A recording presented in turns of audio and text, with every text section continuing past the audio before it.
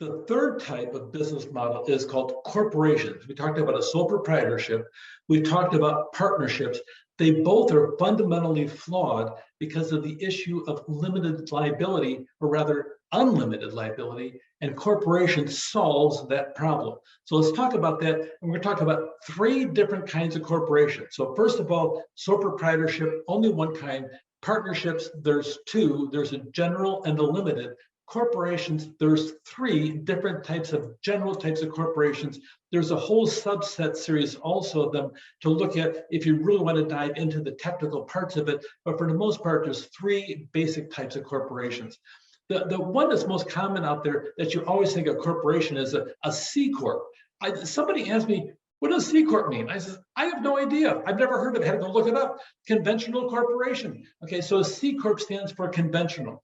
The slang is always C Corp. I've been calling it that for 30 years. Okay, so it's a state chartered. You always charter your corporation with the state that you're located in. And so it's a legal entity. And what happens when you file and you have a corporation, what happens is you create another person, a legal other person. And it's standing over here. That way, as somebody slips and slides on that banana peel in front of Darlene's bookkeeping services, Darlene can sit down and look at that and say, you know what? Okay, I noticed you slip and fell. You injured yourself, and the jury awarded $3 million over this. Here you go. The most I have in my business is $300,000, and that's it. And that's it. They can't come after her personal assets because the company that was legally liable is a person, and the maximum assets that person had is $300,000. So she dissolves the business. That's the end of it. That's the end of the liability. It's a big thing because when you create a corporation, you are creating a legal entity that is a person as defined by law. Now, C Corp, though, typically the paperwork can be intimidating. Usually a C Corporation is a larger corporation or at least a mid-sized corporation. We'll talk about two other kinds we go through. Then here's a series of different kinds of corporations you go through: quasi-public, professional corporations, nonprofit corporations, multinational. We're not going to sit down and cover that on the test at all. I'm focusing on the three main types. I want you to know about there's different forms of corporations, just in case you come across them reading. Here's the advantages. Number one, a biggie of all corporations, all three types: limited liability, that individual person. With a C Corp, you can raise a lot of money for investment from other people into your corporation. You can also grow, you have a perpetual life. What happens on a sole proprietorship, if that person dies or wants to retire, they give it to somebody else. And a lot of times they change the name of it. Or in a partnership, if you have a partnership and one person leaves, you got to sit down and change the legal aspect of it because of the fact that that person now is off the books in the process. In this case, you own stock. If you're a shareholder and you retire, if you're a manager, you have this, it goes on to somebody else, or you just sell the stock to somebody else.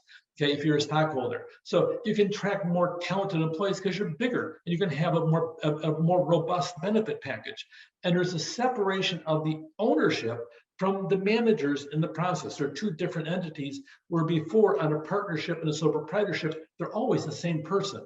The disadvantages is the cost. You have to pay some more money to file, and then there's a lot of paperwork. On a C Corp, it's pretty common to file multiple different forms every single month with the federal government and the state government.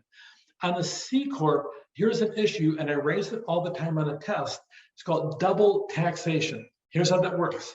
Typically, if you earn a profit as a corporation, you have to pay a certain percentage to the state, okay, which is almost 9% in California, and right now it's 21%, going to probably go to 28% with the United States government. So you pay the taxes on the profits the companies earn. If the company then chooses to return the profit to the shareholders, we call that a dividend. We'll talk about that later on in chapter 18. But that being said, it returns a dividend, then you receive it as a shareholder if you have stock in it, and then you are also taxed on it again. So the corporation is taxed, the profits are taxed, and then when they distribute the remainder of the profit out to everybody else, that's taxed again. It's called double taxation. Also, on a corporation, typically you'll have two tax returns, a personal one and also your corporation should go through. And their size can be difficult to deal with. And they're hard to terminate because of the fact it's really shareholder based and you just pass the stock on to somebody else. They can go on indefinitely, possibly. And then sometimes there's a conflict between the shareholders and the board of directors. On the big companies, it's kind of entertaining to watch it on the front page of the Economist or the Wall Street Journal as you go through. When it comes to management, here's how the owners affect the management. They elect typically the largest shareholders onto the board. If somebody wants to sit down and control a board, they buy lots of stock. They can buy millions of shares of stock just to get a small percentage to sit down there and elect themselves to the board, because each share of stock has voting rights. If it's one share of stock, technically you have a legal right to vote for the members of the board. If you have 10 million shares of stock and there's only 100 million shares, you have 10% of the company. If you wanted to, you could run for the board and probably just by yourself, elect yourself onto the board. The board then chooses the actual people that run the company, the officers, typically the CEO, and the CEO reports to the board. So pretty much that's how it works. So there's been a couple cases, it's kind of interesting to watch, where you sell stock and you're still running the company because you founded the company, had that pride of ownership, and then all of a sudden they fire you. Really, Steve Jobs had that issue. Steve Jobs created Apple. And Apple, he sat there and he retained about 4% of the stock. His board of directors fired him. It was his company, but he sold all the ownership out and just kept a teeny tiny percentage. And then his board eventually got control and they fired him. And then years later, after he was successful in other venues like Pixar and so on, they hired him back to run it again. So that being said, you have all these strange things that can happen. So this is the C Corps in the process. Here's some of the biggest folks, and they're all corporations. You have Walmart. You look at all the energy companies. Okay, Exxon, Apple, Berkshire Hathaway, Amazon, United Health. This is from 2020. McKesson, the drug company, legal drugs. Okay, and then HCBS Health, the drug company is really right there. So two different drug companies up there. Oh, okay, so AT&T, and then the AmerisourceBergen. Here's a couple private corporations. You can't buy these on the open market. Okay, there's Cargill, Koch, Albertsons, Deloitte. Look at this, it's rather interesting. You're going to see 3 of the top 4 accounting firms are private.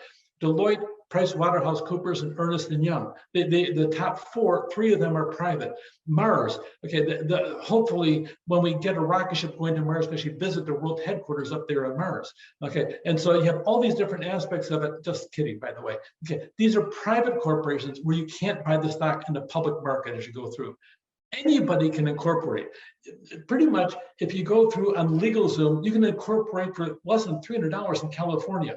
You should file some of the paperwork yourself, but that said, they'll help you get through some of the basic things, almost any type of thing. Just type in incorporate, and you'll see a whole series of different companies wanting to serve you, and then take your money, and as much money as they possibly can for their services they go through. So that being said, here's some oldies but goodies. Surprisingly, the original slides that I was working with were 2016. I update them on an annual basis. The original companies on here, there's 3 of them dropped out in the last 4 years. There's companies that were older than 1752 that went belly up just recently after all these years. So here you have a perfume and soap company. You have Harper Korea, a newspaper. You got Baker's Chocolate. Yes, sweet places last a long time. Good. Arms and Tool Company, King Arthur Flour, and then Cigna Insurance. They've been around a long, long time, and they're American corporations. So a C Corp, the best thing to do, the corporations, all of them are a legal person. C Corps also have multiple versions of stock that we'll talk about. The idea of common stock and preferred stock in chapter 18 is really rather interesting, and they always have a perpetual life.